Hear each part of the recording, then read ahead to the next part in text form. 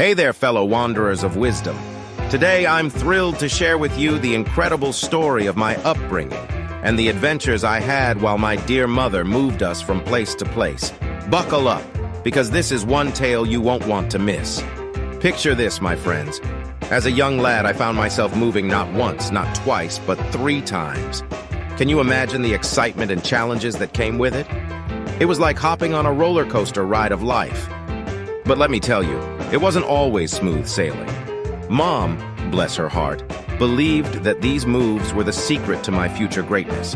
From living near schools to being close to markets for books, she had a master plan that would shape me into the philosopher you see before you.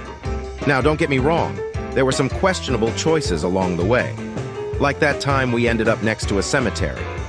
Seriously, Mom, could we have chosen a less spooky neighborhood? Despite the occasional spooky moments, I have to admit that these experiences taught me valuable lessons. Each move brought new friends, new discoveries, and a deeper understanding of the world around me. It was like opening a treasure chest of knowledge in every new location. And you know what? I wouldn't trade those adventures for anything. They shaped me into the philosopher who believes in the power of education, moral cultivation, and the importance of a nurturing environment. So, my friends, as we explore the story of Meng Mu San Qian, remember that the journey of growth is full of twists and turns. It's not just about the destination, but the experiences we gather along the way. Embrace the unknown, cherish the lessons, and be open to the transformative power of education. Scholars throughout history have examined the effects of environment and education on a child's development.